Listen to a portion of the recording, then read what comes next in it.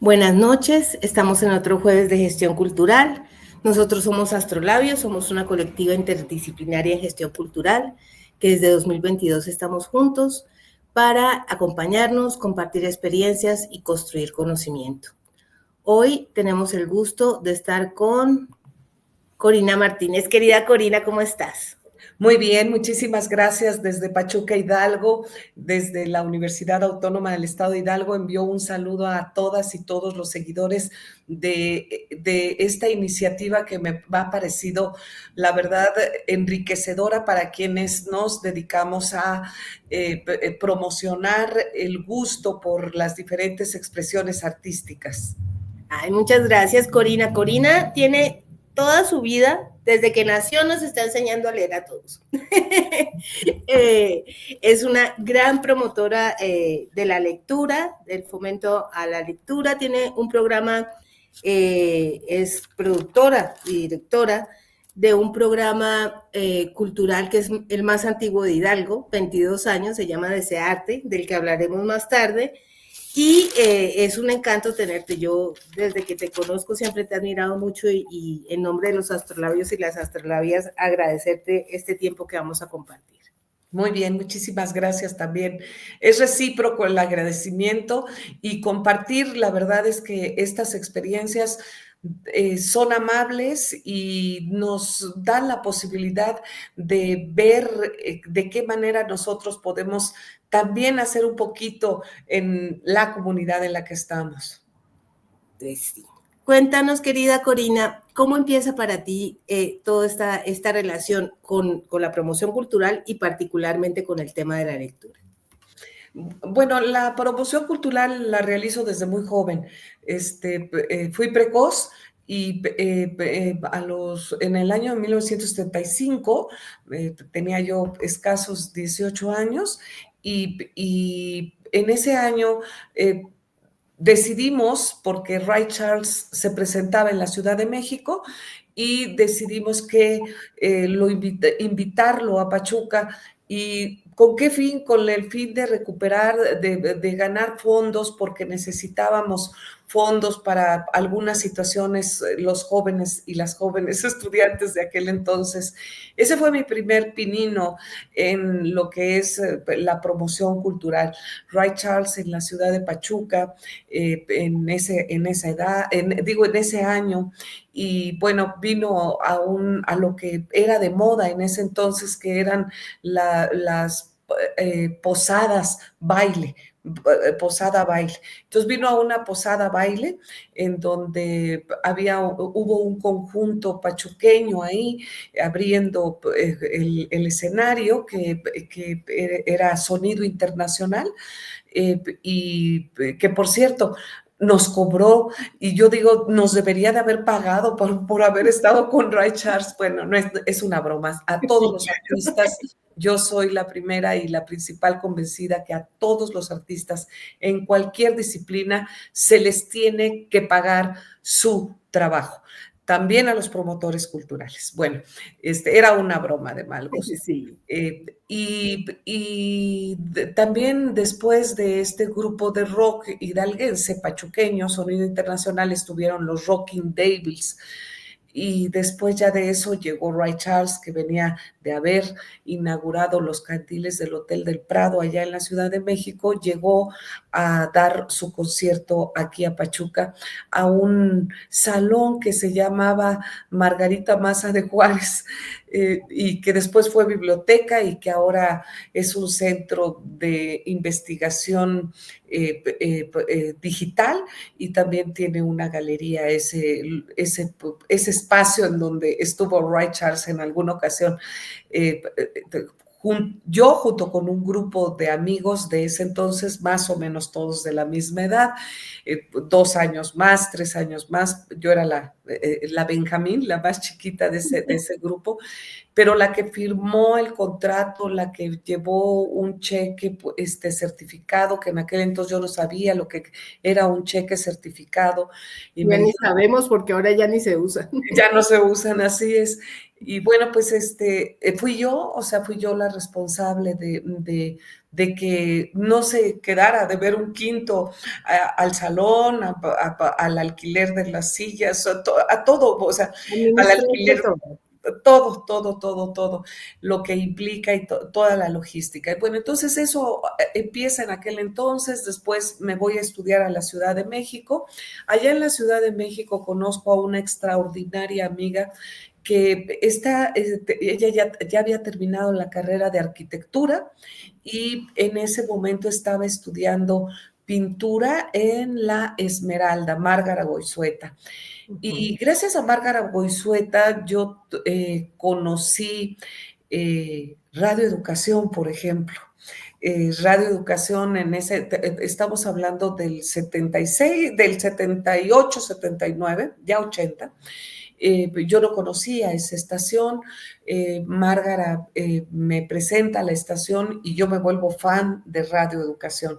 Yo escuchaba mucho radio en aquel entonces, pero no radioeducación. Y a mí me gustaba mucho el radio de niña, pues el radio fue muy importante en mi familia, para mi madre, escuchar las radionovelas, Chucho el Roto, y los domingos Raffles, el ladrón de los dedos de seda, de las manos de seda, una cosa así se llamaba esa radionovela. En fin, me gustaba mucho el radio, pero yo no había escuchado esta estación, que es una estación centenaria, el año pasado cumplió 100 años, y que de verdad es una estación que nos educa, que nos da otras posibilidades, sobre todo de música, pues empecé a escuchar mucha música, pero a través de mi amiga Márgara Goizueta me acerqué a las artes visuales. Y fue así como eh, inauguramos una exposición en un restaurante de mi amiga Márgara, de su obra realizada en un viaje que había hecho a Brasil. Y pues yo le dije, ¿por qué no expones en este restaurante que es brasileño? Se llamaba O Brasileriño. Y nosotros íbamos a comer ahí los sábados, pues para recordar lo que mi amiga había comido y para enseñarme ella lo que había comido en su viaje allá a Brasil. Y le dije, oye, y todas esas pinturas que ya existen, ¿por qué no las colocamos aquí en la pared? Inauguramos y se me quedó viendo con una cara, y me dice, oye, pero ¿cómo en un restaurante? Pues sí, aquí viene mucha gente que puede comprar, ¿no? Y entonces en el O Brasileriño inauguramos esta exposición y yo casi te puedo asegurar, Liliana, que fue la primera exposición que se inauguró en la Ciudad de México en un restaurante. Interesante. Como 3 años o 4 años después ya los restaurantes tenían sus paredes con obra y con la ficha técnica y además el precio o la lista de precios si quieres pedirla al capitán. Después de esa inauguración también le convencí a el dueño de un espacio cultural allá en la Ciudad de México que se llamaba El Arcano, un lugar en donde los mejores músicos y cantantes de México estuvieron ahí, y te hablo de Corona, de los que quieras, o sea, jazzistas, los mejores, y también cantantes. Entonces, convencí a Paco Galindo, que era el dueño, de que sus paredes tenían que tener obra, y entonces también monté obra en el Arcano. Y bueno, pues así fue como inicio en esto. 18 años después de vivir en la Ciudad de México, que antes era Distrito Federal, regreso a vivir aquí, a mi ciudad capital, digo, a la ciudad capital del estado de Hidalgo, a la ciudad que me vio nacer, Pachuca, y cuando regreso me doy cuenta de que regreso además embarazadísima con un marido pintor cubano que no le gustaba la Ciudad de México, a Botalín, y por eso fue por lo que decidimos. Y yo también quería que mi hijo tuviera otro tipo de calidad de vida diferente. Yo sentía que era mejor la de Pachuca que la pudiera ofrecer en la Ciudad de México. Y por eso fue por lo que decidimos venirnos acá. Pero cuando llegamos acá nos damos cuenta de que pues como que el movimiento cultural está un poquito así como que no, lo que teníamos en la Ciudad de México, que era todos los días conciertos, inauguraciones, de exposiciones, también ballets, danzas, o sea, todo eso que ofertaba la Ciudad de México en Pachuca faltaba. Y pues nos acercamos a algunas autoridades de gobierno del estado y también de la universidad. Con la universidad en ese entonces traje una exposición que se llamaba 100 pintores evocando a Frida Kahlo, una exposición que estuvo montada en las diferentes estaciones de la Ciudad de México, y yo toqué la puerta aquí en la Universidad Autónoma del Estado de Hidalgo con quien era el coordinador de la división de extensión en ese entonces, el licenciado Evaristo Lubián, y él desde luego me abre las puertas y traemos esa exposición aquí a la universidad. Por gobierno del Estado trajimos a Pedro Friedeberg, una exposición de Pedro Friedeberg, trajimos, ya hablo de trajimos porque era mi marido y yo, ya trabajábamos en pareja, ¿no? Y también trajimos a Octavio Campo, a Paz Cohen, Octavio Campo, que es este hombre multifórmico en su obra y que tú lo ves de lejos y que, bueno, ves unos puentes y que ya te acercas y, bueno, los puentes están conformados por dos caras de viejitos. Tiene mucha obra. El Quijote es un clásico de él, en donde tú ves de lejos el Quijote y te acercas y ves pasajes del Quijote en la cara y en la vestimenta de este Quijote. Bueno, pues así comenzamos aquí en Pachuca y de repente nos dimos cuenta de que no era lo único que podíamos hacer, que teníamos que hacer más. Y entonces abrimos un espacio cultural que se llamó Botalín Galería, que duró 5 años. ¿Por qué duró 5 años? Porque no nos dio para comer ese espacio cultural aquí en Pachuca.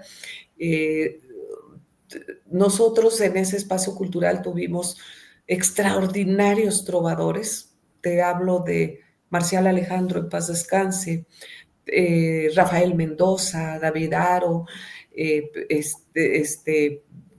tantos trovadores mexicanos, Peña, todos los que te puedas imaginar. La verdad es que fue muy padre esta experiencia, pero no nos dejaba dinero. El único día que la gente asistía a Botalín Galería era cuando traíamos música. También trajimos jazzistas, estuvo con nosotros Joao Enrique, también estuvo este hombre del programa más antiguo de radio en México, que es, ay, se me olvidó, es Roberto Aimes.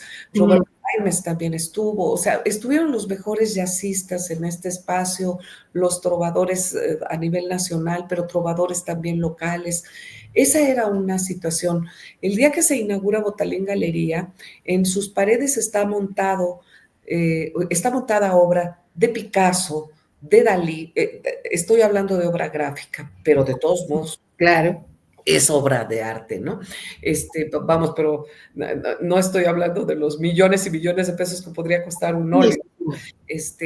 Bueno, pero estuvo Guayasamín, Picasso, Dalí, Sebastián en México, Jesús Reyes, también mexicano. Y bueno, así estaban estos consagrados a nivel internacional y mexicanos, también se le abrieron las puertas a jóvenes, a nobles hidalguenses.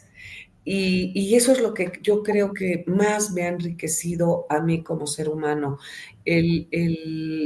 No el hecho de únicamente estar con las grandes estrellas, porque yo te puedo decir que por Botalín Galería, en una ocasión, pues por cubano, mi marido, y también ser parte de la nueva trova cubana y todo esto, un día platicando con Pablo Milanés y diciéndole que no le estábamos haciendo en nuestro espacio.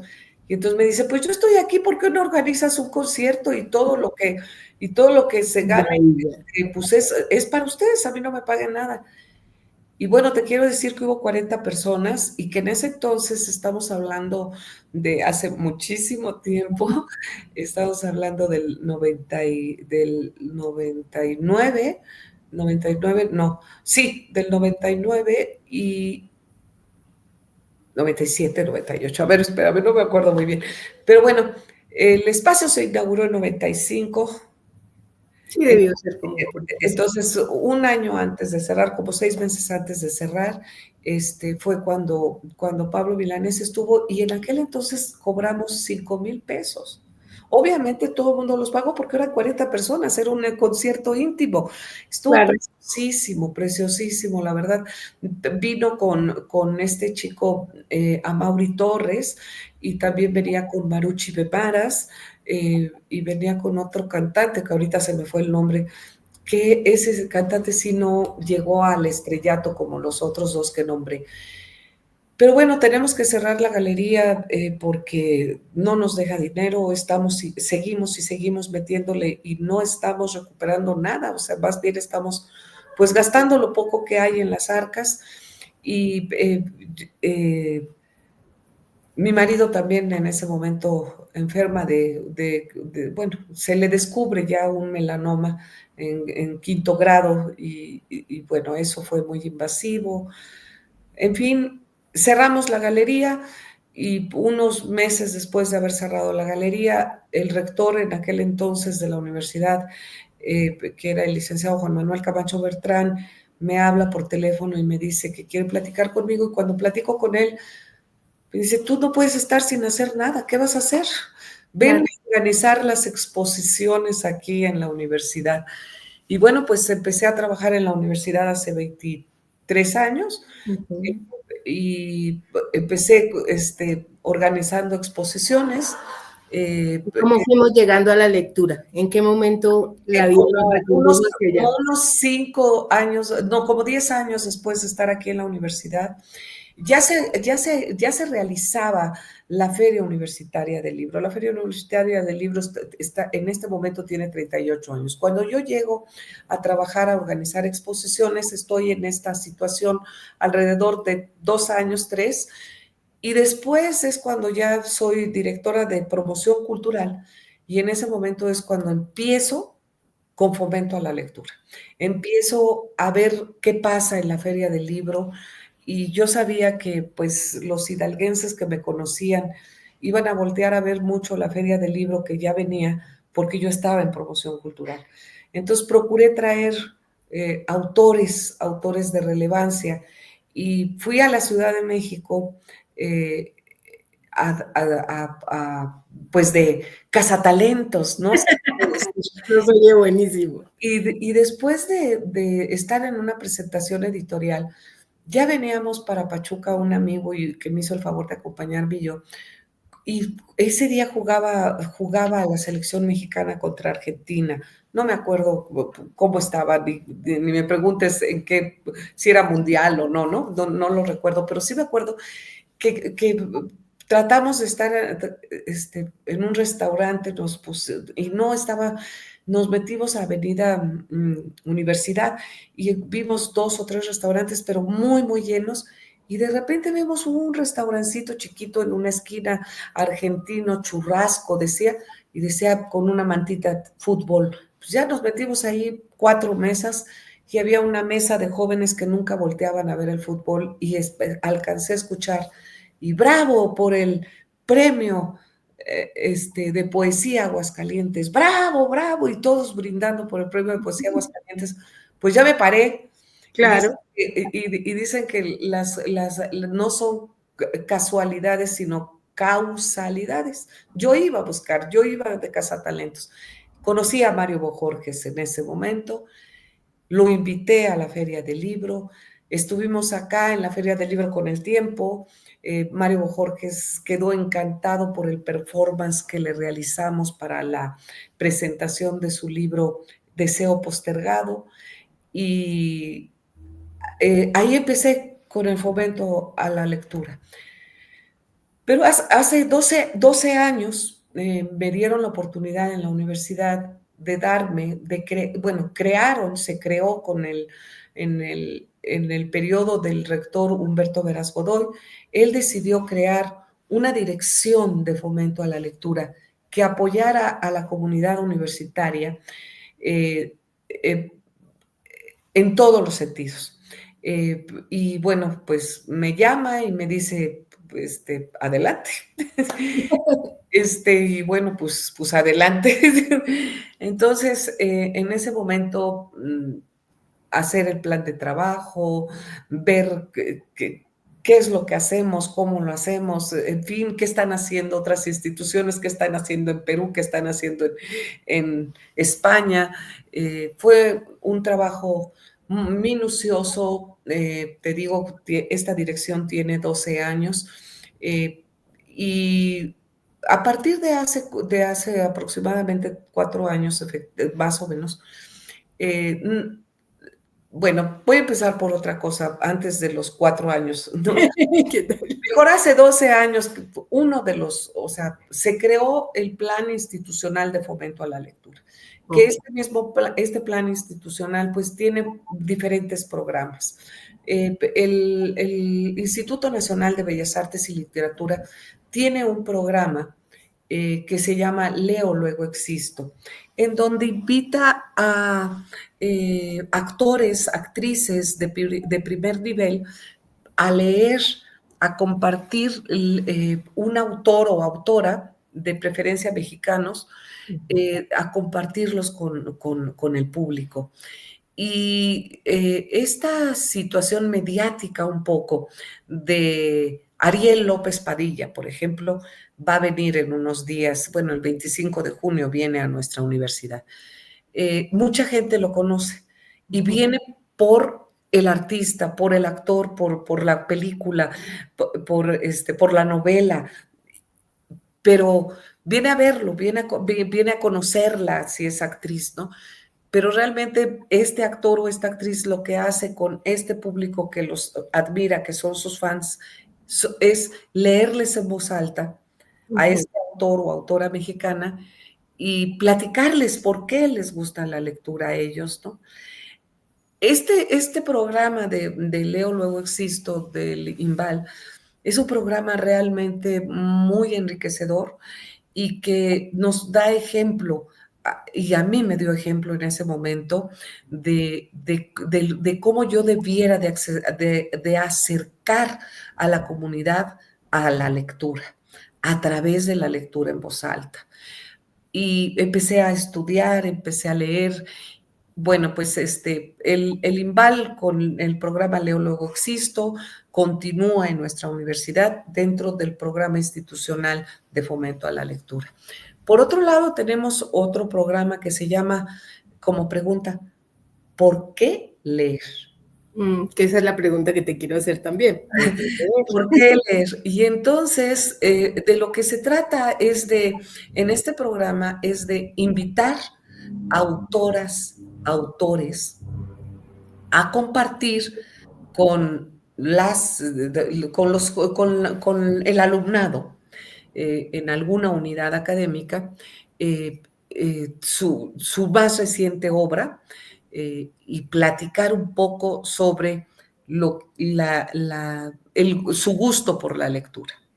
Esta pregunta de ¿por qué leer? Yo quisiera siempre dejarla en el alumnado, en el personal académico, en el personal administrativo, porque en medida de la duda, y bueno, esto es una cuestión filosófica que no le estoy diciendo yo, ¿no? En medida de que uno esté con la duda es en medida en el que uno va a adquirir mayores conocimientos y va a poder resolver una serie de situaciones. Entonces, por eso es por lo que yo digo que a mí me encantaría dejarles la duda. Bueno, entonces vienen autores y autoras a este programa, pero dentro de este mismo programa, ¿por qué leer? También existe la posibilidad de que esta dirección reciba a estudiantes de servicio social y de prácticas profesionales para este programa de fomento a la lectura. Y se les platica en la convocatoria de qué es lo que se trata, pues, los beneficios que puede tener no solamente la comunidad universitaria en donde va a ejercer este servicio social o prácticas profesionales, sino también el beneficio que él o ella van a tener con esto, ¿no? Cuando aceptan, en el momento en el que aceptan y vienen aquí a la dirección, que esto va a ser la semana entrante, de los jóvenes que van a estar el siguiente semestre, van a llegar jóvenes que ya trajeron su carta para decirnos, ya me inscribí yo a este servicio social, a estas prácticas profesionales. Y en ese momento se les entrega un libro. Que pues ahora son diferentes situaciones, pero al principio eran libros que yo iba y bueno, compraba, pero ahora sí voy y los compro, pero ahora del Fondo de Cultura Económica De las tiene nuevas colecciones. nuevas colecciones que cuestan 19, 12 pesos y que no son onerosos para que uno los compre. Digo, porque me aventé a leer a Juan José Arreola en un momento, ¿no? Porque era su centenario de natalicio. Y entonces Juan José Arreola estaban leyendo los jóvenes, les di a leer El guardaújas. Después de que lo leyeron, y también a los jóvenes se les dice que el autor lo tienen que investigar. Además de leer el libro que se les da por parte de la dirección, tienen que investigar sobre el autor, la publicación del libro, cuándo fue, cuántas ediciones tiene, y sobre todo leerlo completo. Y cuando ellos se les da 2 semanas para esta lectura. Y después de esas 2 semanas vienen y entonces platicamos con ellos y qué leíste, qué fue lo que te gustó, qué personaje, por qué, esto, lo otro. Y ya cuando ellos nos están hablando de lo que leyeron y cómo lo leyeron, en ese momento les decimos, eso es comprensión lectora. Y eso es lo que pretendemos que toda la comunidad universitaria tenga en sí, en su vida. La comprensión lectora es algo tan difícil en nuestro país, sobre todo ahora que hablaste hace un momento de la pandemia. Sí. Y fueron 2 años que los jóvenes que ahorita están en primer semestre de licenciatura estuvieron 2 años, 1 año de secundaria y 1 año de preparatoria, ¿no? En virtual. Traen una deficiencia, pero no es nada más eso. Cuando estamos en la primaria, nos enseñan aquí en México a combinar consonantes con vocales. Y entonces ya ma. Bueno, pues ya unimos y entonces ya sabemos leer cuando vemos esas 2 palabras, ya sabemos leer mamá. Pero no nos dan la posibilidad de comprender la lectura para efectivamente hacer un análisis, para que nuestro cerebro haga una síntesis. No nos enseñan a comprender un renglón de lectura en las escuelas primarias. Tenemos esa grave deficiencia. Pero no es en México, ¿eh? Me parece que ahorita muchísimos países están teniendo problemas en cuanto a lectura.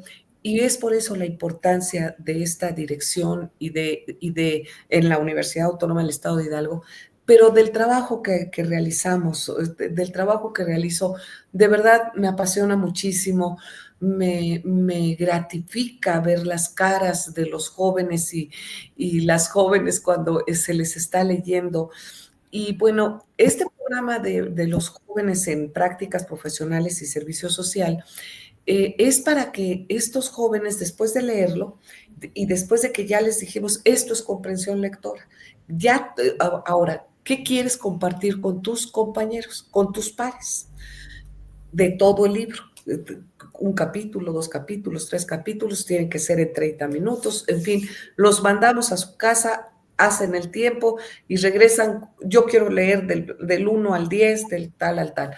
En fin, y en ese momento se les empieza a dar un taller de lectura en voz alta.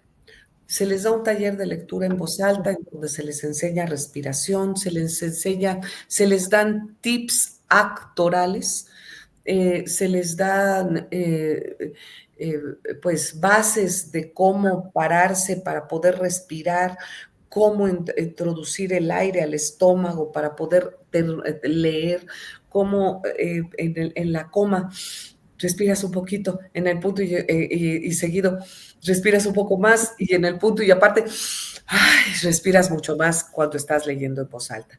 Está comprobado, Liliana, y queridas y queridos seguidores de este programa, que científicamente está comprobado que la lectura en voz alta, la lectura en voz alta compartida, porque a veces Corina Martínez, me pongo a leer en voz alta para mí misma. No, yo, Corina Martínez, para compartir contigo, Liliana, o con quienes nos están escuchando. La lectura en voz alta, frente a frente, inclusive también a través de pantalla, despierta emociones en el ser humano que está escuchando. Y cuando logramos tocar una emoción, entonces logramos sensibilizar a ese ser humano porque está emocionado. Y estos jóvenes, después de recibir el taller de lectura en voz alta, se programa en su unidad académica, se hace una calendarización para que vayan a leer frente a grupo. Entonces pasan frente a grupo y supongamos que en una escuela, en una unidad académica son 60 grupos. Bueno, pues se programa en un horario diferente al de sus clases, se programan sus lecturas para que lea frente a grupo. Entonces es un joven, el que llega al aula, es un joven que se parece a mí, que yo estoy en aula, es un par, ¿no? Es mi par. Y este cuate viene y me dice que la lectura es a todo dar y yo no le entiendo. O sea, ¿cómo le haces, no? O sea, y lo que puede esto, o sea, lo que ha originado esto es que los jóvenes se acerquen con ellos. Oye, es que yo no le entiendo, es que yo no sé cómo leer, de verdad, yo no me concentro. Bueno, pero pueden conversar perfectamente porque están al mismo nivel. Exactamente, exactamente. Y leerles, te voy a decir, La Vuelta al Mundo en 80 días de Julio Verne, porque cumplió 150 años de su publicación. Leerles La mañana debe de seguir gris de Silvia Molina. Y después que Silvia Molina venga y esté en la escuela donde ya se leyó a todos los grupos, y que la vean de carne y hueso a esa mujer que les leyeron 2 o 3 capítulos. También leímos La tumba, pues no íbamos a traer a José Agustín. Leímos La tumba precisamente en ese semestre en donde falleció. Pues leímos La tumba como un homenaje a José Agustín, porque fue un individuo creador que pues es un parteaguas en la literatura mexicana, estoy absolutamente convencida de ello y los críticos literarios también. Entonces, así es como hemos estado acercando a los jóvenes, a los jóvenes estudiantes a través de sus pares a la lectura.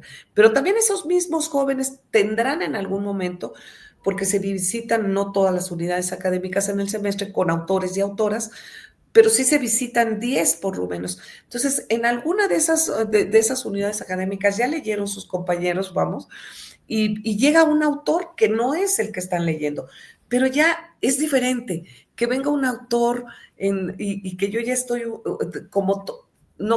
tocado, Sí. sensiblemente. Tocar, sí.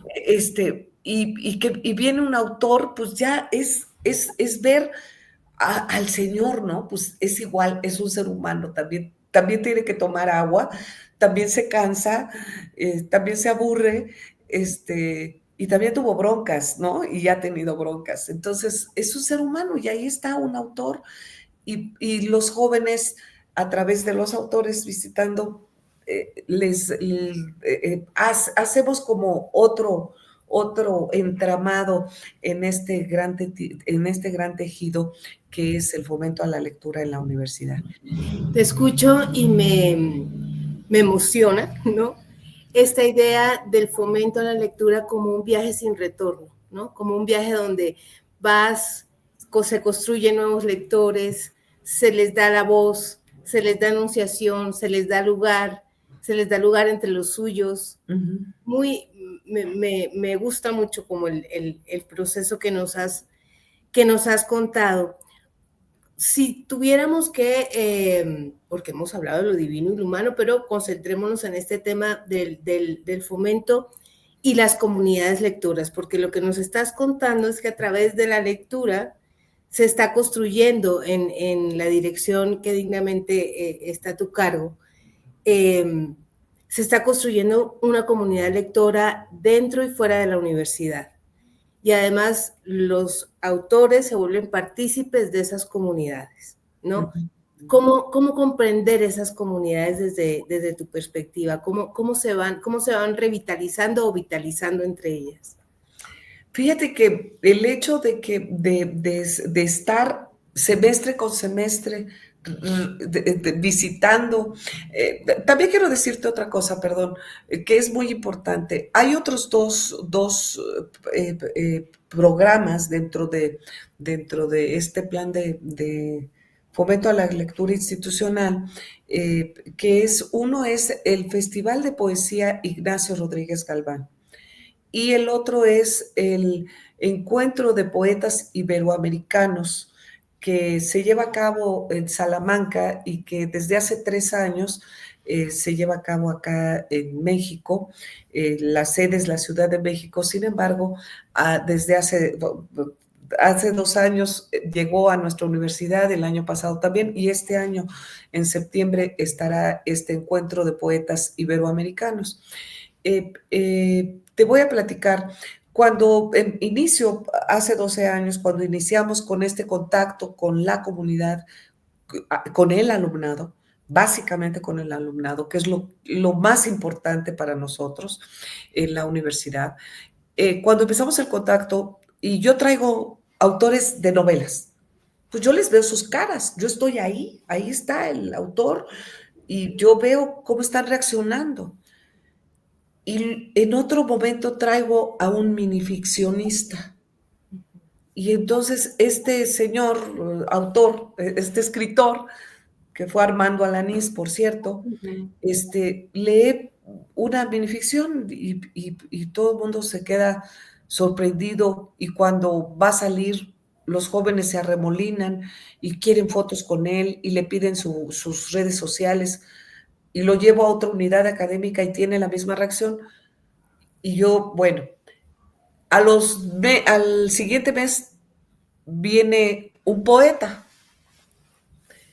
y veo a los jóvenes también emocionados con la poesía. Y vuelvo a traer otros 2 novelistas y me doy cuenta que no se enganchan de la misma manera. Entonces, lo que hemos procurado, o sea, la dirección en que yo estoy, hemos procurado traer y acercar a los jóvenes a poetas. Por eso están estos 2 eventos de poesía tan importantes en nuestra universidad. El Festival Internacional de Poesía Ignacio Rodríguez Galván. Ignacio Rodríguez Galván nació en Hidalgo, en Tizayuca, Hidalgo. Este año, por cierto, ya se llevó a cabo aquí en la universidad, y en la universidad se llama Aires del Festival Ignacio Rodríguez Galván, porque el festival se lleva en Tizayuca. Y acá vienen aires, o sea, vienen 8. Ajá, también por eso, sí. Bueno, pero déjame te comento, el Encuentro de Poetas Iberoamericanos se llama Ecos del poeta, del Encuentro de Poetas Iberoamericanos. Tiene que ver con el viento también, ¿no? Sí. Bueno, yo, este festival este año cumple 15 años de estarse llevando a cabo, no con la universidad, sino en Tizayuca. Y ya se llevó a cabo el ECOS aquí en nuestra universidad, pero en julio lo van a celebrar en grande estos 15 años allá en Tizayuca porque viene García Montero. García Montero, que es pues es el que lleva la Academia de Letras en España, un extraordinario escritor, poeta, en fin, todo mundo lo debemos de respetar muchísimo como escritor, desde luego, ¿no? Bueno, viene a Tizayuca a celebrar los 15 años de este festival y la verdad es que a mí me llena de mucho orgullo el que nosotros participemos en esta calidad de eventos. Y no porque los hidalguenses desmerezcan, al contrario, yo creo que a los hidalguenses el que venga estos poetas o autores internacionales les enriquecen enormemente porque pues les dan otro contexto de su obra, de su creación, ¿no?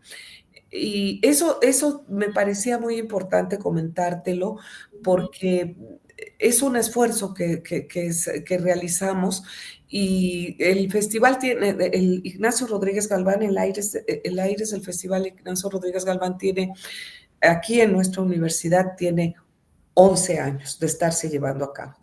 Y el encuentro de poetas iberoamericanos, pues 2 años, desde que se lleva acá en México, 2 años, y este va a ser el tercer año que lo llevamos acá en Hidalgo. Y eso es muy importante. En nuestra dirección, el primer año, yo me di cuenta que en la UNAM, en el Festival del Libro y de la Rosa, el 23 de abril, regalaban un libro. Ya no lo regalan. Ya no. Lo regalaban un libro y yo decía, ¿por qué nosotros tenemos que regalar un libro?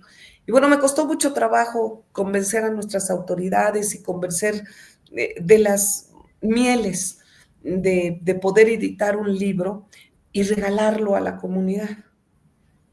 Y el primer libro que aceptaron el rector en turno editar es que es una reedición precisamente del poeta Ignacio Rodríguez Galván, nacido en Tizayuca. Entonces, reeditamos este libro y bueno, para mí ha sido de mucho gusto, así un logro tremendo. Claro. Fueron nada más 2,000 ejemplares. Nuestra comunidad, desde luego que ahorita tenemos cerca de 70,000 estudiantes, 5,000 académicos, 3,000 administrativos, o sea, pero yo creo que es un paso. Y este fue el primer libro. El segundo libro que editamos fue un libro de poesía también. Un libro de poesía, y ya te comenté que a los jóvenes les interesa, de verdad les gusta la poesía. Sí, sí. Entonces, la pasar la adolescencia y la primera juventud sin poesía es como no poder respirar.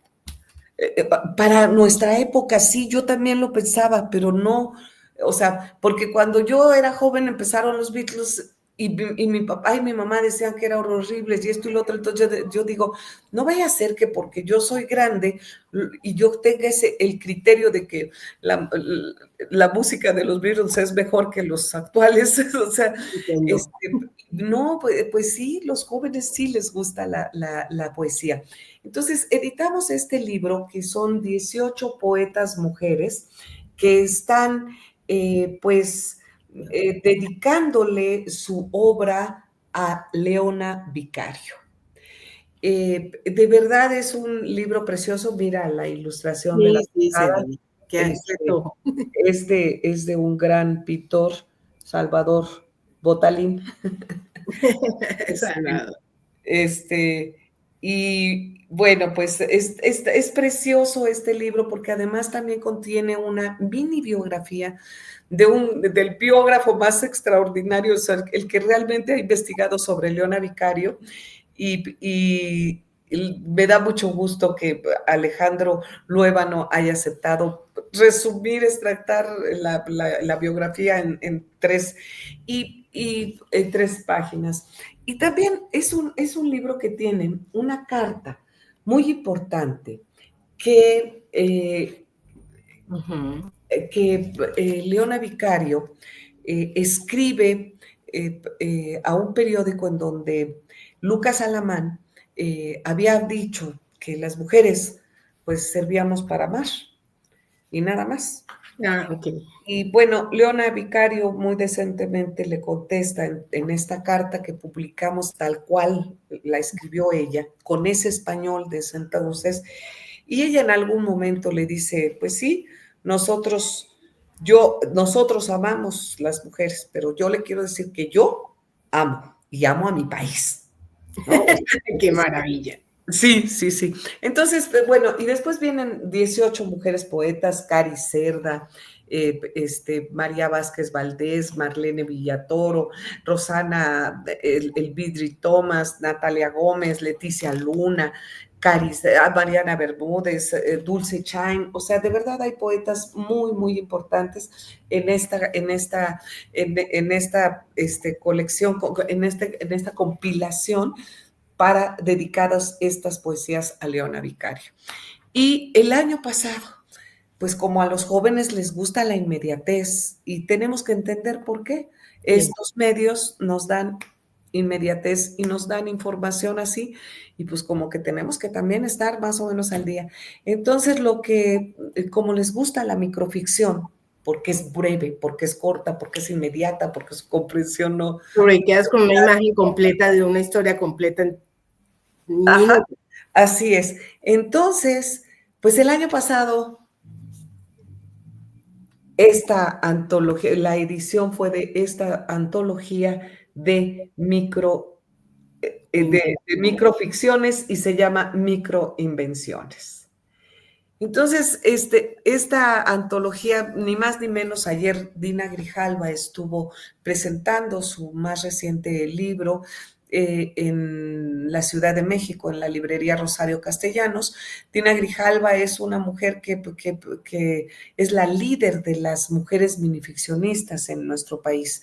Y ella es la compiladora junto con Victoria García Yoli, nuestra amiga, y la verdad es que es un libro de microinvenciones, pero todas las microficciones de este libro están dedicadas a la literatura, a la lectura, a las bibliotecas, al libro, a la escritura. Qué maravilla. Todo está relacionado con eso. Pues mira esta portada, por favor. Sí, está muy bien, qué interesante. Me gusta. Y eso es una joya este libro. Y mira, yo quisiera comentar, en algún momento, en alguno de estos libros, la señora, no voy a decir su nombre, pero que nos ayuda con mantener la limpieza aquí en la oficina, me dijo que si estos bultos donde había estos libros los podía mover. Y entonces yo le dije, ay, oiga, ¿ya le regala un libro? ¿Un libro? Sí, de esos. ¿No? Y le dije, ay, yo se lo voy a regalar. Todavía no los empezamos a regalar, pero yo le voy a regalar un libro a usted. La señora me conmovió mucho porque me dijo con sus ojos así a punto de reventarse que era el primer libro que alguien le regalaba. Y me dijo, pero en mi casa no sé dónde lo voy a poner. Y le dije, pues en su sala, ahí lo puede poner. Y me dice, ah, sí, lo voy a poner encima de la mesa en la sala, sí. Para mí eso fue muy emocionante. Sí. Y no está, este libro está pensado para el alumnado, para que lo reciba el alumnado, pero también personal, también acercar un poco a la literatura, a diferentes, vamos, a toda la comunidad universitaria, ¿no? Y el libro que este año está ya ahí cocinándose, es un libro de haikus, que también breve, literatura breve, en 3 renglones, en el título y 3 renglones ya están leyendo un poema. Y bueno, pues está ahí cocinándose y es el libro que se va a regalar este año. Y estos libros se regalan en el Día Nacional del Libro, que es el 12 de noviembre. Sí, sí, sí. Querida Corina, ya vamos a ir cerrando. Sí. Quería, si alguien se quiere, ya nos has dado un montón de ejemplos, una forma y una mirada que es la que yo tanto admiro sobre este tema de fomento a la lectura. Pero si alguien en este momento ya lo está haciendo o quisiera dedicarse fundamentalmente a este tema, ¿tú qué les sugerirías? ¿Qué les dirías? ¿Que por dónde? ¿Qué es lo que hay que tener en cuenta hoy en día? Ya nos diste esa gran pista de la literatura breve, de entrar por distintos lados, con distintos lenguajes, ¿no? Pero algo que agregar, algo que sintetice para ti como el proceso, no sé. Yo creo que es muy importante como en cualquier trabajo con seres humanos, uno tiene que conocer a su comunidad. Eso es importantísimo. Al yo empezar a acercarme a las aulas y ver las caras, ver la angustia o ver el enojo o ver la sorpresa, la alegría en otros casos, es como uno va conociendo y va viendo lo que le gusta, lo que sienten, lo que van introyectando en la comunidad. El conocer a la comunidad y el involucrarse con ella es importantísimo, porque yo puedo pensar que lo que más les gusta es la novela, y pues no es cierto. Sí les traigo novela y sí lo quiero aclarar, ¿no? Sí, ok, no es muy de su agrado, pero de vez en cuando sí vean que existe esta novela que tiene 150 años, como La Vuelta al Mundo en 80 días de Julio Verne, o La mañana debe de ser gris de Silvia Molina, que por cierto, las dos las aceptaron con mucho gusto. Yo creo que porque se las leían sus pares. Sí, sí. Eso también es muy importante, el que parte de la misma comunidad forme tu proyecto, esté integrado a tu proyecto, esté involucrado con tu proyecto, vamos, con este proyecto de fomento a la lectura.